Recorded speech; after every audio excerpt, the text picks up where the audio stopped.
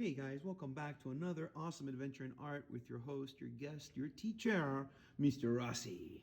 Another exclusive just for the YouTube, just for fun, to drop a little extra knowledge on you. For the people that like to subscribe to the channel, people that want to pursue art in a more serious capacity, they enjoy the hobby or they want it as a career, and they want to learn little tricks and little trades on how you can get it done without having to bust your brain or look too far. So this is Spider-Girl Mr. Rossi style, using only Crayola markers, okay? And if you didn't see the Spider-Man video on how to do this, there's the Spider-Man one. Guys, you want to jump on that one. The video's here. Like it, subscribe to it, and let's get going. Now, this again is using a template, a little sketch template. This is the same drawing, and you see the little pencil marks that I did with it before I dropped in there the Sharpie marks for the definitive version of it. And what I did was, so this was my primary drawing. This is the drawing I use to do my marker sketch and to give them away. You know, students that give me their work and they want a little something from Mr. Rossi, you take out this one, you put this one on top, you do what I'm about to show you in this YouTube video, and the kid gets excited. They get a little drawing from Mr. Rossi. You sign your name down there, and it's a great little giveaway. They could color it or leave it like that as an original piece of art. But this is a great way for you to learn how to create your own art and do your own style and not have to worry about whether or not you're doing it right, or if it's, you know, a lot of erasing, you don't have to do any of that stuff, guys. You take a piece of paper, you sketch out the idea you have in your head, just like I did earlier as I showed you. Let me come on over here and show you again with the Spider-Man one. You sketch it out with your pencil. You do the lines nice and definitively with a nice black Sharpie. You don't even have to clean up the pencil lines. You can leave them right there because you're going to put another overlay, what they call an overlay, another sheet of paper over the top. You might have something like a light box. Okay, this is a light box. You can see the glare on it and all the little marks that I have. You plug it in at the top, you turn on the light, and the image will come in so you can see it and you can trace it off and make it look better. Okay, this also works if you draw small. You take it to Kinko's and blow it up, and you could light box it and make it look. That's all the little tricks that artists do, that if you don't read the books on how they do it, you'll never find out. You'll think that they just draw on that size, and that's not true. Okay, well, some might have that kind of talent and eye for it. So in the meantime, while I'm talking to you, I'll be doing this quick little Spider-Girl drawing. I just start here with like a letter M for her mask. Now, I don't really know if this is a real deal Spider-Girl outfit. I just take the Spider-Man one. I know that there's a Spider-Woman because I have her comics from the 70s, and she has this kind of a mask that parts over her face. And again, like my method of drawing these kind of little drawings that I give away is that I kind of use the same ideas that I teach. These to me are just long lines. They're nothing fancy, you know, just little long lines. Lesson number ones, if you will, and sad faces, and like letter V's and stuff like this. I have to go around the post that's holding my camera in place. And so, you know, I like to draw it like that and make it very nice, elegant little lines, you know, come around. These are just like elongated letter V's. Elongated means very long, right? I always try and give you guys a little vocabulary as I work these things out. You can see these little happy faces here for the boot. Okay, I'm gonna come around. And they're just elongated, beautiful little lines. There she go. And I'm gonna draw here that happy face. Fudge sickles. We are back. Sorry about that. I told you this thing is hanging on a little post here. And I don't think I'm gonna edit that because, you know, you guys can see all the little mistakes. All right, so now that that's fixed, we're gonna go ahead and put the little happy face here, drop this in here, and so there's her leg. And now I'll leave the empty spaces. I'm gonna go that in blue for the rest of her outfit, and drop a little bit of blue. So you can see this is like sad face. I'm not gonna say what they are, because if you guys have been doing these videos with me, you'll see it for yourself. A happy face right there, a little happy face right there to close that little connection. I'm gonna come around here and finish this part of the arm and this part of the arm, because those are parts of the blue parts of her body. That's one big sad face that goes right there.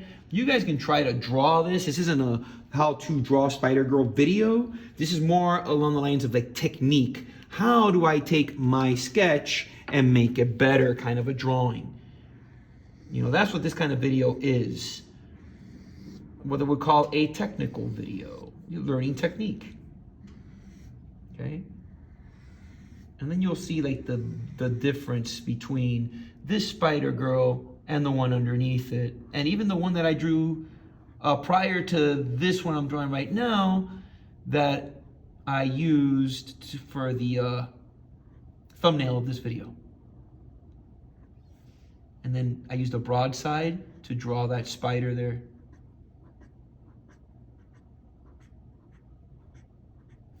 And then the next part will be like the webbing, right? Now the webbing for me is always the most fun. For her mask is a little more complicated because for Spider-Man it's always more like a round you can get through, since this is a more abstract kind of design. You know, I have to come up with something a little more different, but try to keep it with the same pattern for the webbing itself, like the parts that I just did right now, which is the happy faces and the sad faces. And it still kind of resembles Spider-Man's mask because it's just, it is an homage to Spider-Man. So, yeah. In the last video, the Spider-Man video, I was talking about the creation of Spider-Man, the creators of Spider-Man, and unfortunately I couldn't really offer you too much on Spider-Girl or Spider-Woman. The one who started the whole female version of Spider-Man was Spider-Woman from the 70s. Her costume is completely different. I mean, it's all red with some yellow and some black in it. And she did also have a cartoon that I quite enjoyed. I always loved that character as a kid. Thought her design was, maybe it was because as a kid I was very partial to red costume characters like the Flash, Shazam, Spider-Woman. I don't know what it is with kids and the color red. You know, it's something that is just it's more attractive to the eye, I guess, than say gray like Batman. You know, even though Batman's just a cool character. All right, so yeah, back to the Spider-Man, the very first appearance of Spider-Man, Amazing Fantasy number 15. I'm gonna give you a little bit of comic book history. The cover was drawn by Jack the King Kirby, and I believe it was inked by Steve Ditko. Steve Ditko being the artist that does the interiors of that comic. Interior means the inside of the comic. And that was Amazing Fantasy 15. There wasn't an Amazing Fantasy 1 through 14. It was a title, like a science fiction title. And that's what Spider-Man is. He's science fiction. You know, it's not real and it's based on science. Okay? And so the title was going to be canceled because it wasn't selling. And I'm pretty sure, I'm 98% sure that what I'm telling you is accurate. And so it was like a Hail Mary pass, you know, like in football. We got one last shot. Let's throw it down and see what sticks. And Spider-Man stuck. I mean, it was a character that I don't believe he's the only one in the book. I think there's like other little, like a little anthology book, little short stories of different stuff in it. And it stuck. And then the very next issue, he got his own issue, Spider-Man number 1, where he's kind of jumping down on the Fantastic Four. And I believe that cover might have been Kirby again. Not 100% sure on that one. You know? And you can always tell the difference between the way Spider-Man was drawn by Jack Kirby and the one that Steve Ditko would draw. The Jack Kirby one, he would do the webbing his style, which wasn't the same way that that Steve Ditko drew the webbing. You know, Steve Ditko drew it the real traditional way. Jack Kirby is Jack Kirby. You know, he couldn't remember. He was drawing all these different books and all these different characters. He would do, 3 different titles a month, like Fantastic Four or Thor, or maybe a Incredible Hulk issue, maybe an X-Men issue. And that's a lot of artwork in 1 month, yo. That's why and they were all beautifully done, masterful. You know, and at that point in his life, Kirby had been doing comics for, I don't know, was it 2 decades, 3 decades or something like that? You know, like I started very early. By the 1960s, when he hit his stride, he was already well into his 40s, and he had been drawing comics for over 20 years at that point, and he was just getting started creating the Marvel Universe. Guys, I'll do a whole video on Jack the King Kirby, my hero, your hero as well. Guys, you saw that Spider-Girl, how I came across her with the markers real fast, real easy, while giving you a little bit of comic book history.